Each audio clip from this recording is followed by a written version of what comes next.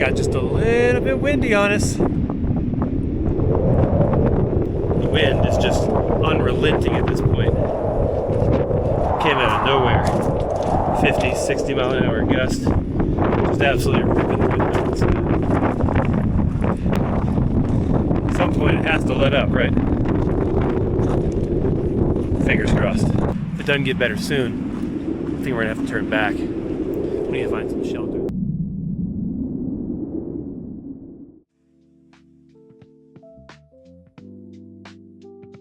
A few days ago, we set out for the Sangre de Cristo Mountains in southern Colorado.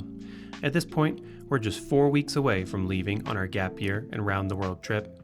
The last few months have been a blur. The end of the school year, packing, planning, booking flights, sorting insurance options, spreadsheets, phone plans, all of it stacking up at once. Life has felt loud, fast, and full.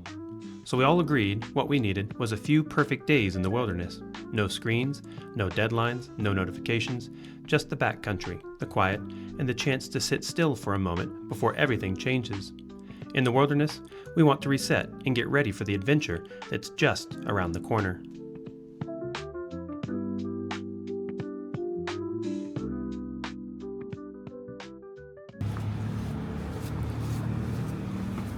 We need some snacks for the trail. Those are new. Sour cream and caramelized onion. Those would be smashed to smithereens, man. Smashed to smithereens. I think this is perfect. We're also looking for a little sweet, maybe a little chocolate. Otherwise, we would be dessertless. We need a little something.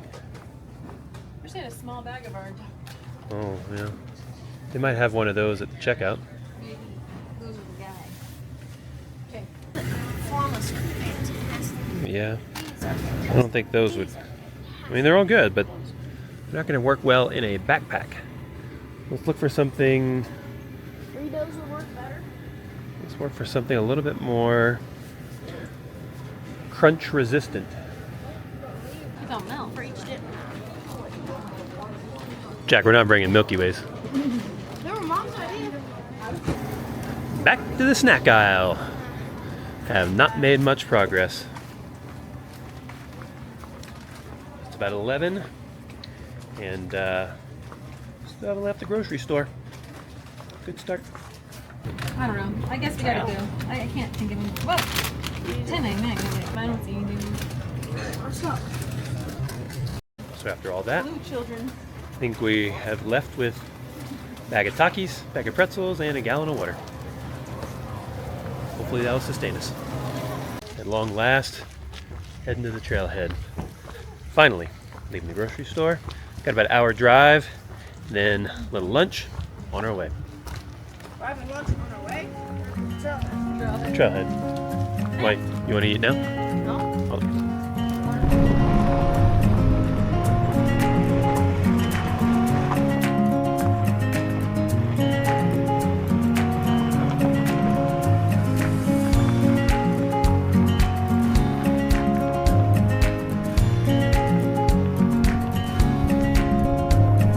Well, we didn't make it far.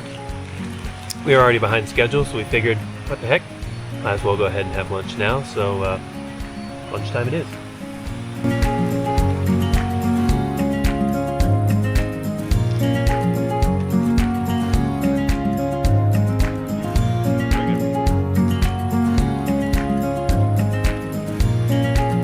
Alright, lunch is behind us.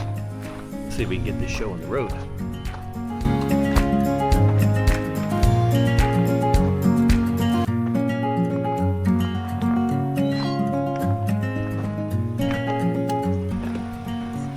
Signing this in. We're coming up. 3 days, 2 nights, 3 people. Long last, finally on the trail. 8,900 feet. That's where the trail starts.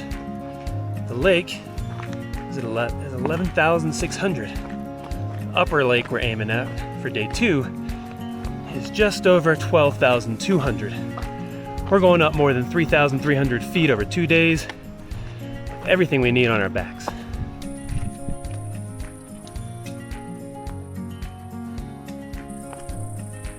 One of my favorite parts of a backpacking trip, or any wilderness trip for that matter, is signing the register.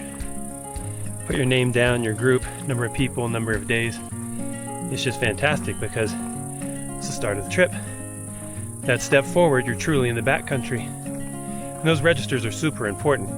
They help rescue crews know that if you put down you're coming out in 3 days and you aren't out, it lets them know where to look for you. So it's always one of my favorite parts of the trip. Also love looking down and seeing what people are out there, seeing what they've been doing the past couple days. Have they been going up to Kit Carson Peak or Challenger Point, summiting 14ers, fishing trout at the lake? It's just a fun time seeing what people are up to. But on our register, we just walked by, put our name down, we were reading, see what people were up to. It said Black Bear, 1 mile in. Spotted just yesterday. We'll be keeping a lookout for that.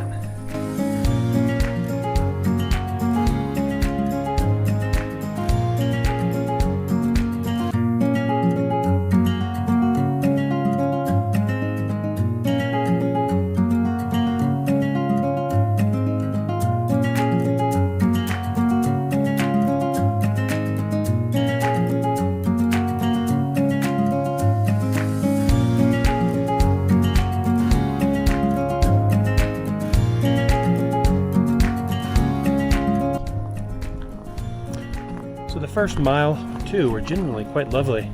A little steep in spots, but plenty of spots to recover and nice views of the valley with the creek running off to the right. However, currently, nobody shows you mile 3. When you do some research about this route, you start looking at pictures, reading some trail reviews, nobody shows you mile 3. They show you the lake, they show you the waterfall and the reflection of the peaks and the pika being cute on the boulders.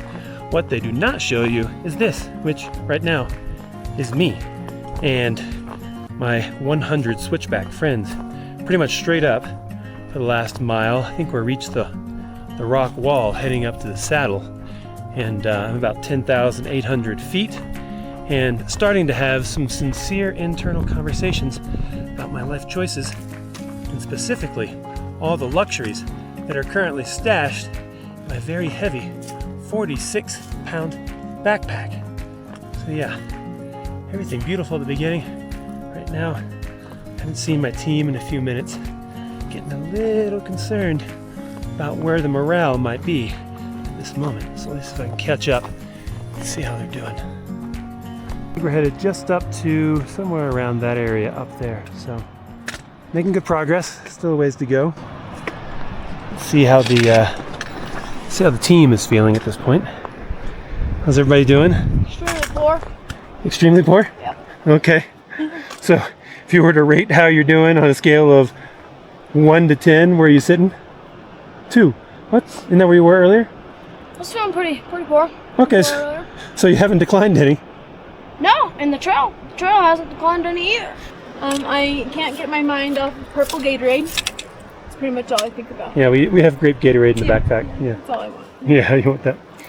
You know, legs are getting a little tired. First trip of the season. Calves are definitely not in mountain climbing shape yet, but overall, you know, could be worse. Put it that way. Got a little stretch, take a rest here, and then keep on moving.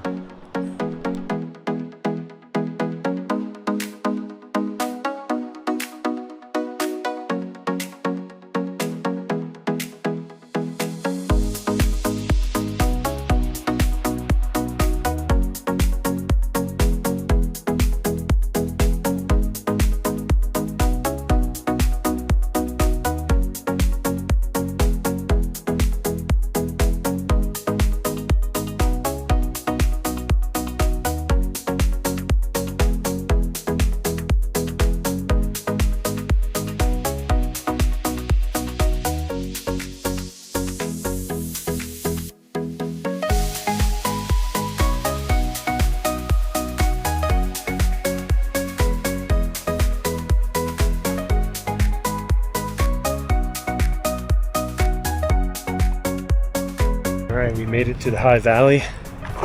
Not quite at the lake yet, but I gotta say, the views up here, absolutely stunning. We have Kit Carson Peak directly in front of us, Right next to it, Challenger Point, both over 14,000 feet. The views are incredible. And I think the team's doing a little better. Got past the hardest part, most of the elevation's done. Now we're just working our way to camp.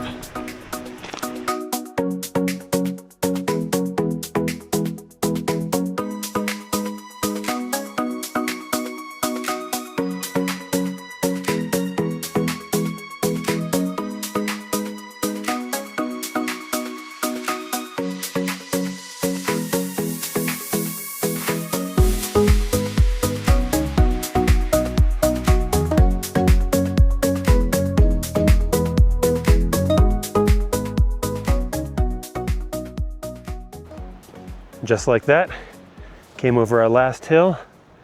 Everything started to flatten out. We made our way into the upper valley. The lake's just over that hill. We're just about to set up camp over here. Just drop packs. And I tell you what, this valley is absolutely incredible. We have two 14ers just up here and right over that ridge. Challenger Point, Kit Carson. So from here, we're gonna rest for a little bit. Already filled up the filter bag to start filtering some water. How's everybody feeling now that we're at camp? Good.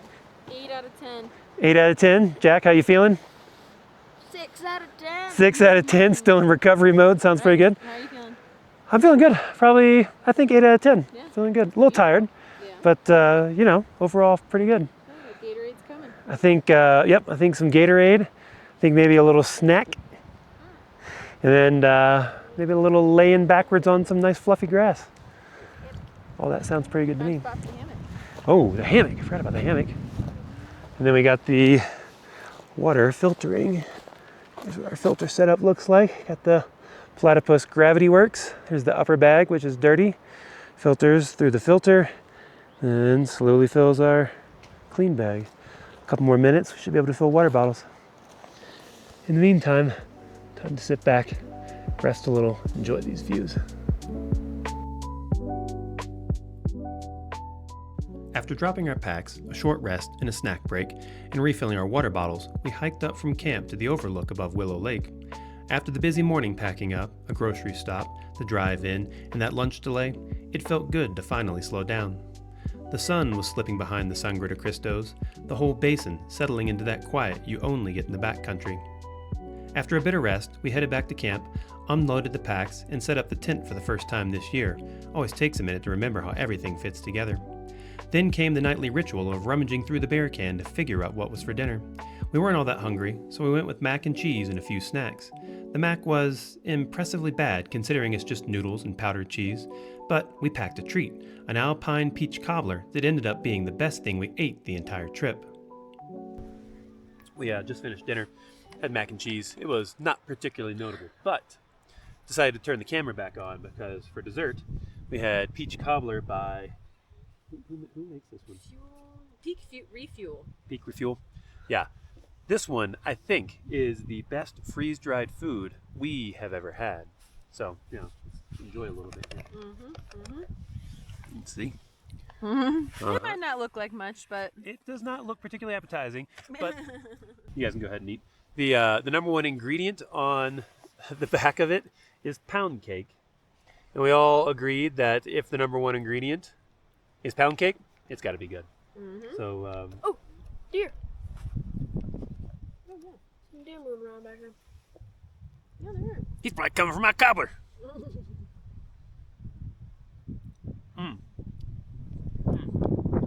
Fantastic. That's just hard to beat. What do you think, buddy? That's fantastic. No.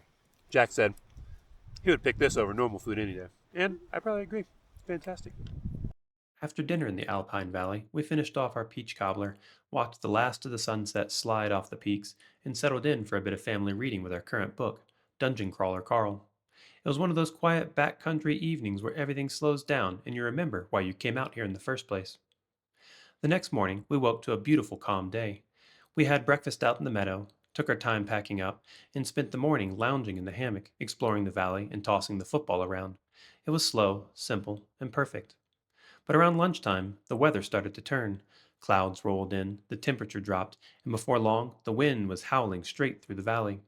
We hunkered in the tent for a bit, hoping it would pass, but the forecast said it was likely to stick around all day, and for once, the forecast seemed to be right. So, we made the call to pack up, shoulder the packs, and start heading down the mountain. Change of plans. Weather changed on us, and it's not raining right now, but it's incredibly windy. Probably 50, 60 mile an hour gust. And actually, looking at the valley, if you can hear me, the wind is kicking up dust out from the San Luis Valley. The wind is just unrelenting at this point. Came out of nowhere. 50, 60 mile an hour gust. Just absolutely ripping the wind outside. At some point it has to let up, right? Fingers crossed. If it doesn't get better soon, I think we're gonna have to turn back. We need to find some shelter.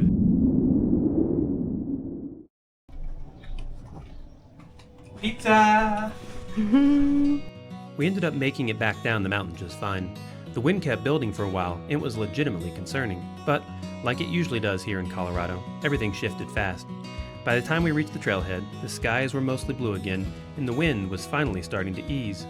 From there, we drove the 60 minutes back to Salida, grabbed a hotel, ordered some pizza, played some games, poured a little boxed wine, shuffled a deck of cards, and ended the night with a float in the hot tub.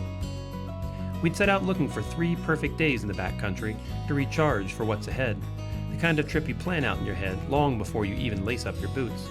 And even though the weekend didn't unfold like we imagined, between Willow Lake, that alpine valley, takeout pizza, boxed wine, a few games, a hot tub soak, we ended up getting exactly the 3 perfect days we were looking for, just not the ones we planned. Thanks for coming along. Until next time, stay curious, be kind, keep exploring.